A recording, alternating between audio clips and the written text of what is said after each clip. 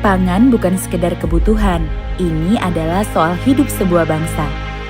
This year, Indonesia recorded the highest rice production and grain reserves in our history.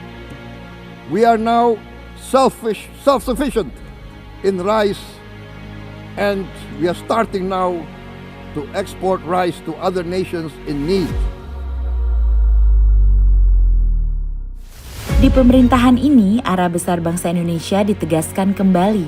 Pertanian menjadi urat nadi kemandirian, penjaga ketahanan, dan harga diri bangsa. Dari petani, kehidupan bangsa disemai.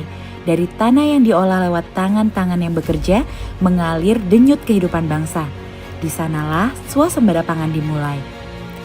Pertanian secara cepat berbenah, memastikan target swasembada pangan dicapai dalam waktu sesingkat-singkatnya.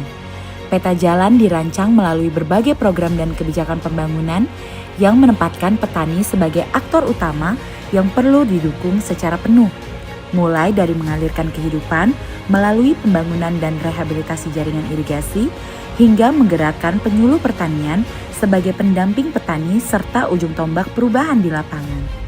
Kebijakan pengadaan dan pengelolaan beras dalam negeri dijalankan, sinergi antar instansi diperkuat, memastikan petani tidak berjalan sendiri di lapangan. Harga gabah naik menjadi Rp6.500 per kilogram, sebuah bentuk penghargaan yang adil bagi mereka yang selama ini menjadi penopang bangsa.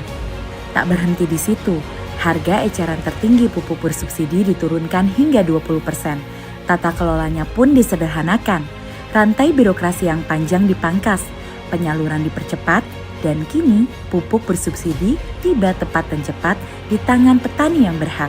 Indonesia menorehkan sejarah baru, swasembada pangan nyata.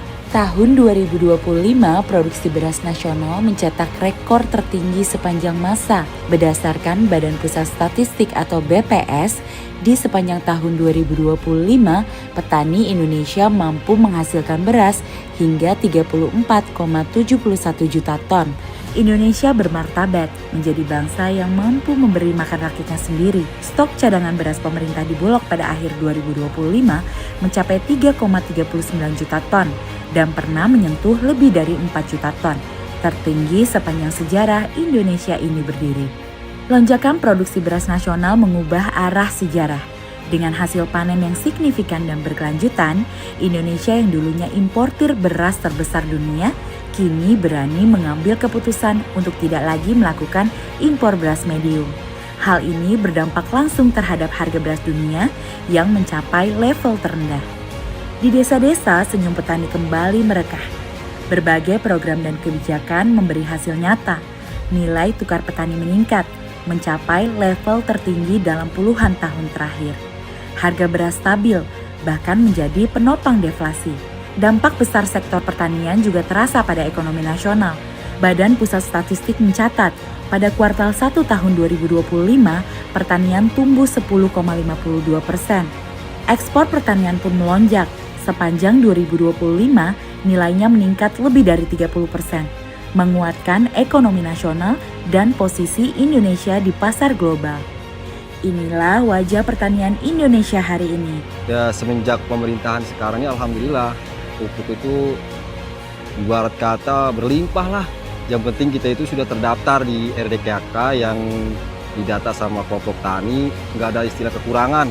Dengan adanya pemerintah menyetandarkan harga gabah, alhamdulillah untuk musim tanam sekarang kami sebagai petani merasa berterima kasih banget kepada pemerintah, terutama dari Kementerian Pertanian dengan harga 6.500. Dengan naiknya harga gabah, kami sebagai petani merasa diuntungkan dan hasil kami juga sesuai dengan apa yang telah kami kerjakan selama 4 bulan.